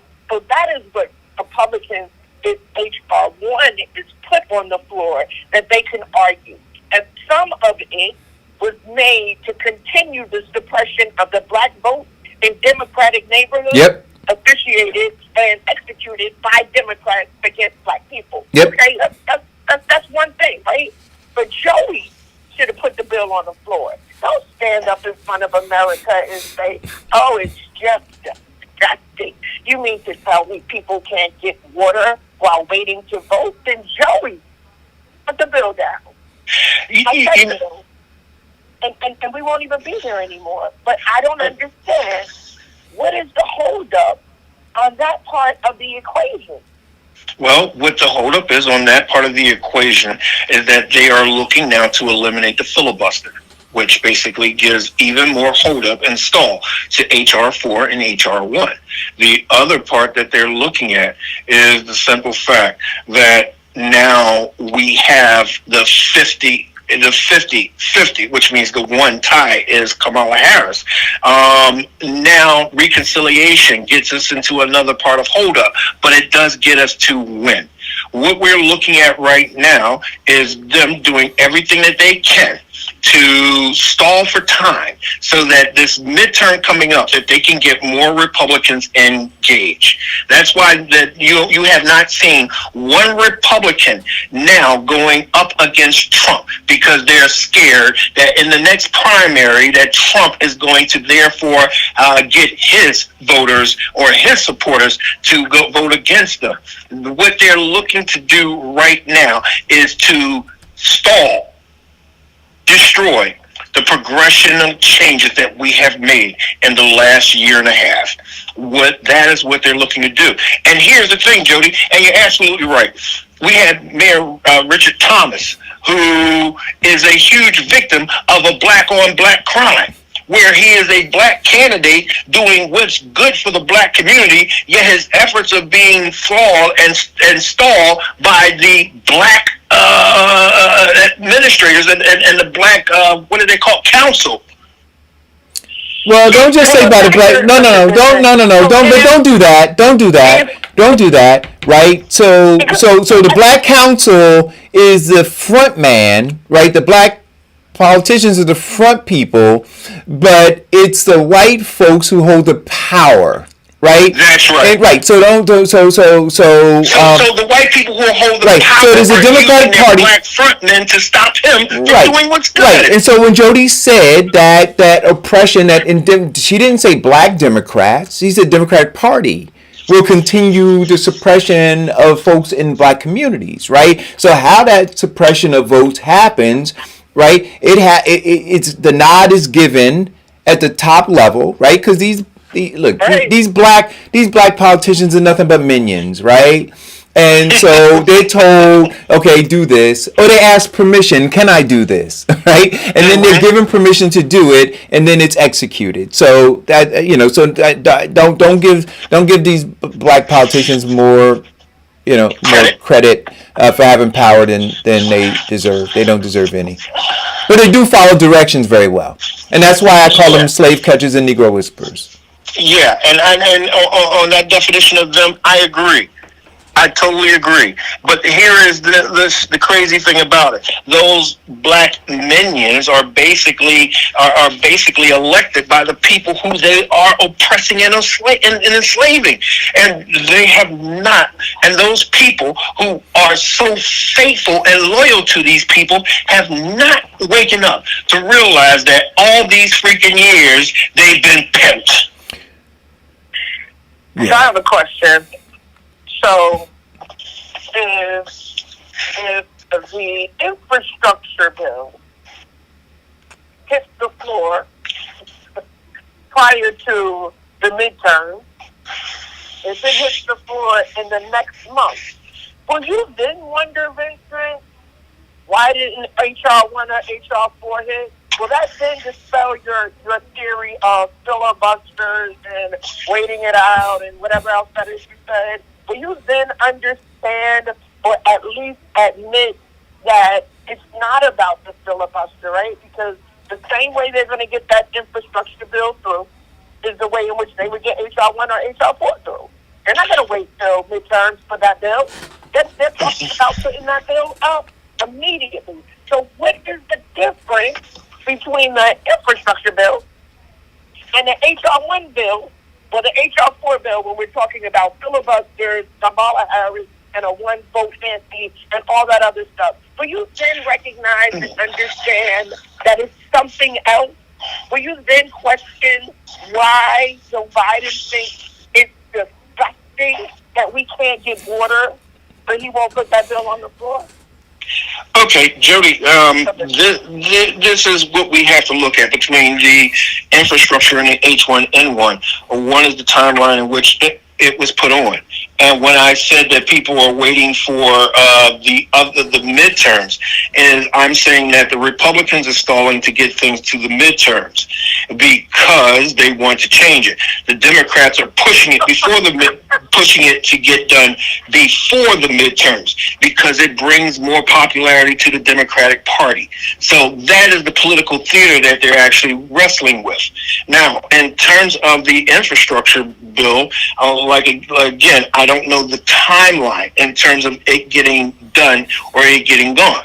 I do, but we can say from what we've experienced is that party line politics is going to be a huge play with this. So whether it gets done or not, we're going to see that played out in the political theater.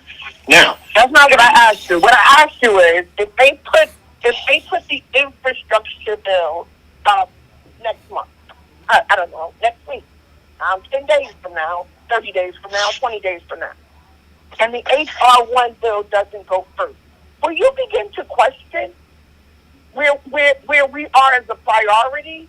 Are we beyond infrastructure? Is our voting right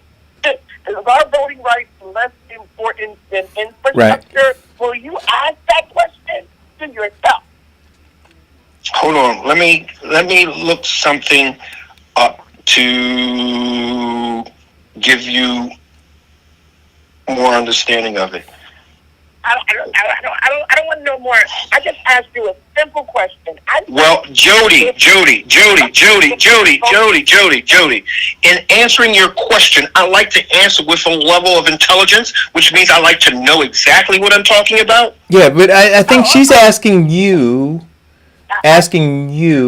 what will be what's the litmus test, right, that you have that identifies for you where our voting rights are on Joe Biden's list of priorities? I think she's looking at it in terms of a list of priorities for Joe Biden. No, for you that you look. So I guess the question is, do you believe that the voting rights fight should be priority? I believe that it should be a priority. Okay, and so if you believe that it should be priority, I think that Jody's asking, well, then how, if you're looking at Joe Biden's administration, do you think that he has given it priority? Do I think yes, I think he's given it priority. Now, why? Why do I say that? Because the Voting Rights Act gives him the opportunity to continue on with his process and his mission statement. Because without the Voting Rights Act, the Republicans will do the same thing of voter suppression and all that other stuff, which means that the Republicans can win, which means he has a tough fight or no fight, which makes his lane. So if infrastructure comes up first, whenever, I don't even want to give it a timeline. I don't even care about a timeline. But if infrastructure comes up before HR 1 or HR 4, will you not wonder what is wrong with them? Or will you not question their integrity when it comes to the black vote? Because this is what we have to begin to to admit to ourselves, right? Okay, And this we is see us in a certain way, right?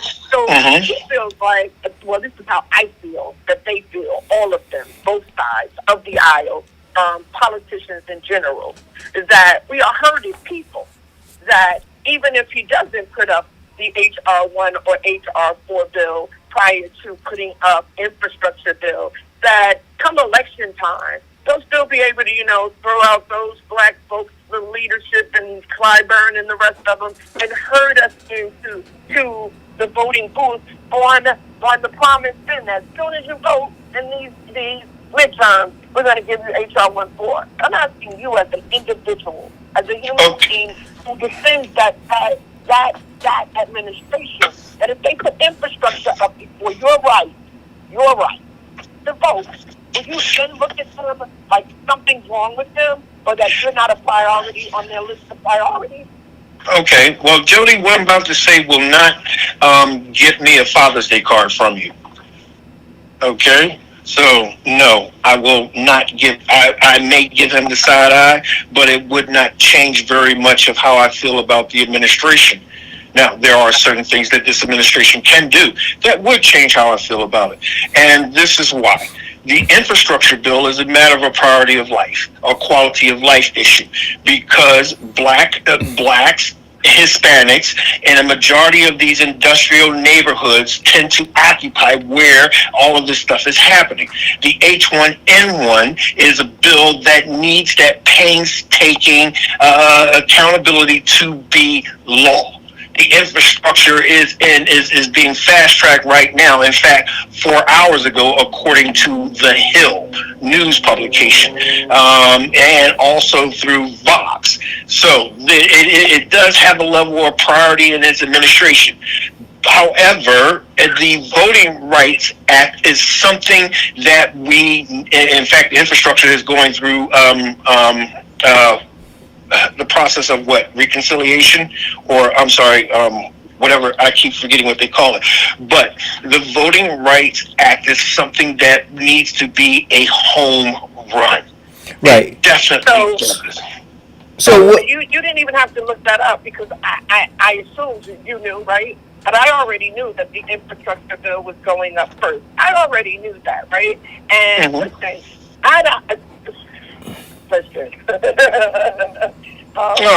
no matter what you say, right? People died for that, right?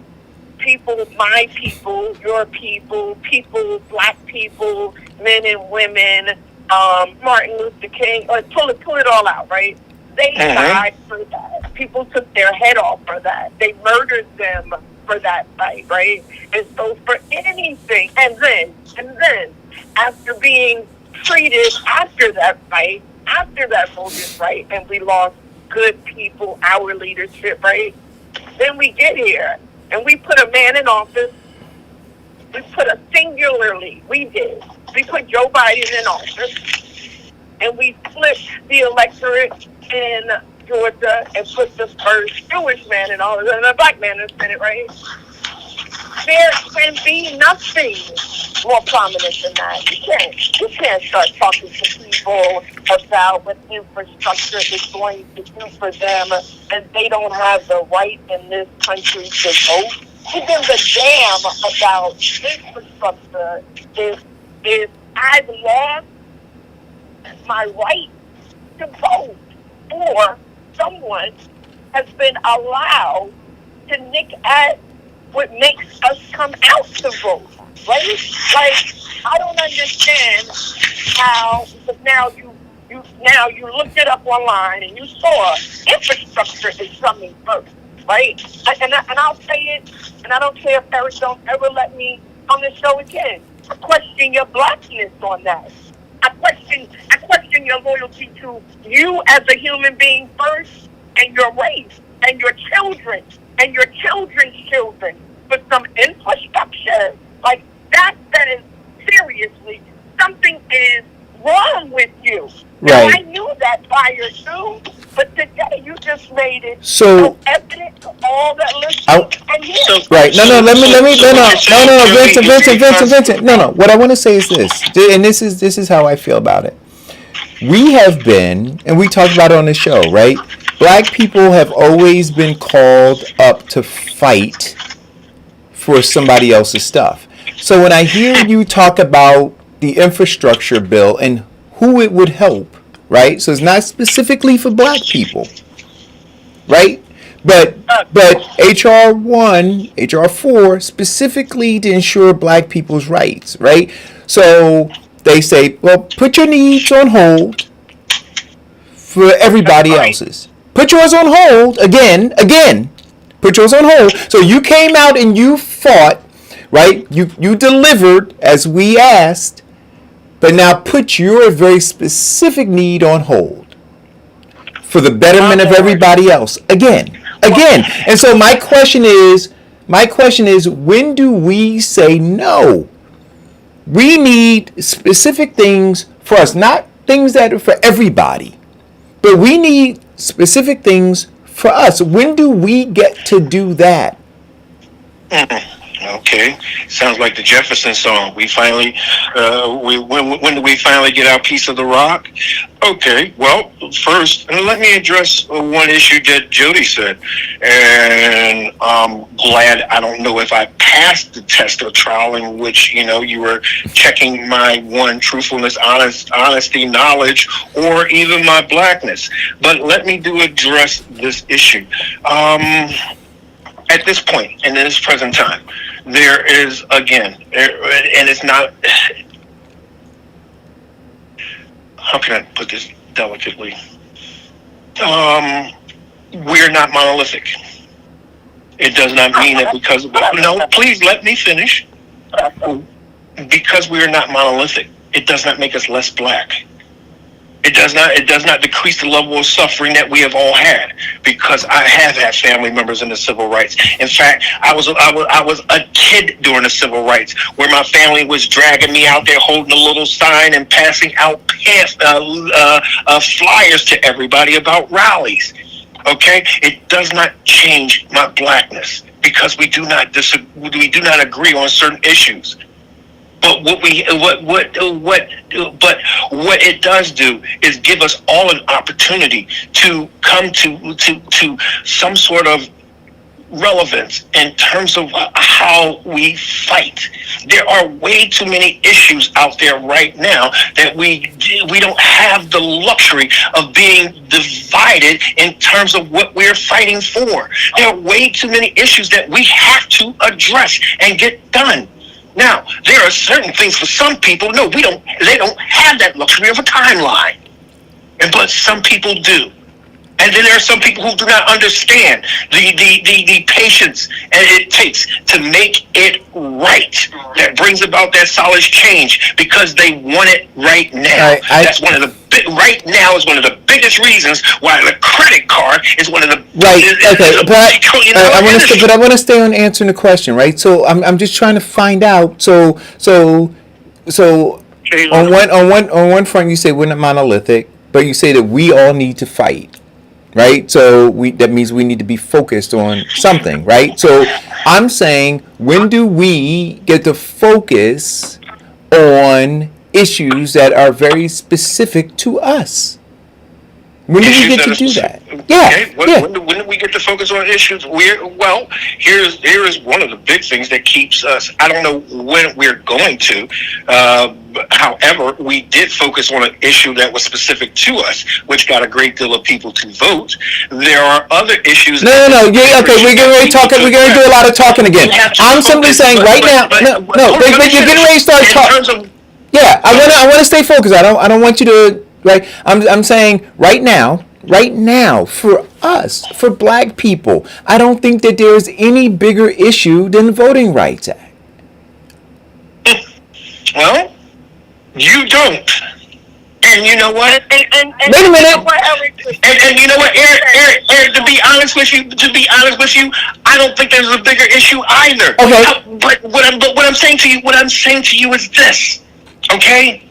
The simple fact that in terms of some black people, the voting is a wonderful thing, but right now their children have asthma because of this factory blowing all this carbon out. Okay, we're at 12 o'clock. So you know what?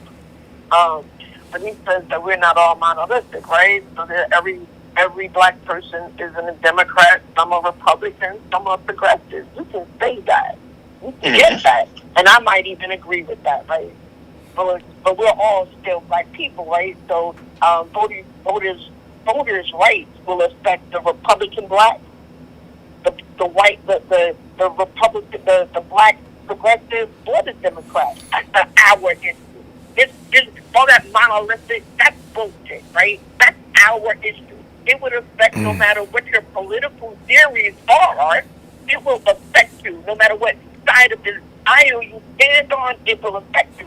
So yeah, I get to question your blackness, my man. I get to say, how black are you if you say, right, a medical issue that has doctors and lawyers and Indian chiefs fighting for, right, goes above our rights, right? Just because you say your parents drug you out during the civil rights era and you walk down the street doesn't quantify or qualify your blackness.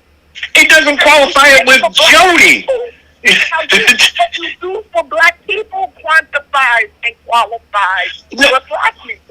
No, see. Pulling the black card on anyone, right? But if you're going to tell me, if it took you a moment, one, you haven't even been engrossed enough in voters' rights to know that the infrastructure bill was going first, right? I've been so inundated in it. I've been talking about this since the election was over. They're about to try and snatch our voters' rights, right? I'm so inundated that I'm reading, listening, watching, looking, trying to figure shit out down here for me, where I'm going to join next. And I said I wouldn't even join into a political space anymore. But it's so important to me that I didn't need you to Google that. I knew that infrastructure was going first because that is against me as a person, but more important, me as a black person, right? And so if you are not standing and you put anything above that, what affects me, you, your children, your grandchildren, and us as a community, yeah, I get to question your blackness. I don't care if you held Martin Luther King's hand at the March on Washington, and as he spoke, you pulled his tail. I will tell you that he had peach preserves and biscuits at my grandmother's house. But that doesn't. But Jody, Okay, but Jody, here is the biggest thing. And you want to question my blackness because I'm not doing what you're doing? That's so unfair. That's unfair to everybody. Because what you're saying is that if I don't think like Jody or do everything that Jody does, that doesn't make me less black. Because even though I may think like Jody or don't think like Jody or do what Jody does, whenever I make a wrong turn, there's a white cop ready to pull my black hair out of the car. So you're telling me because I don't think like you that I get privileges or passes? Cut it out, Jody. That's unfair. That's very unfair. It is unfair. No, Jody. Because I'm not doing what you do, you're going to judge me? All right. It's not about Jody. It is about Jody. Because Jody stated what Jody was doing and was upset because Vincent wasn't doing what Jody's doing. Right.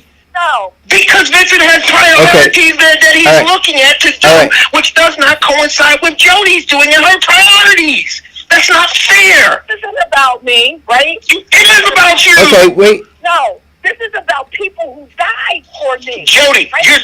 You are judging my blackness in terms of what you believe black is. You're judging my blackness based upon what you are doing. And that's not fair. You're just being Joey's boy. Keep being Joey's boy. See how far it gets you, my man. All right. Well, I'm not.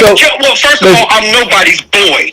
So I am nobody's boy, and very much an independent thinker. But the simple fact that I like some of the things that he does not make me Joey's boy. Yeah, you Joey's boy, and when I say boy, I mean with all of that.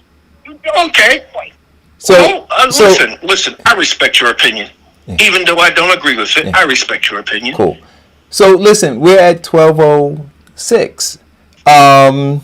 We got to keep pushing, guys.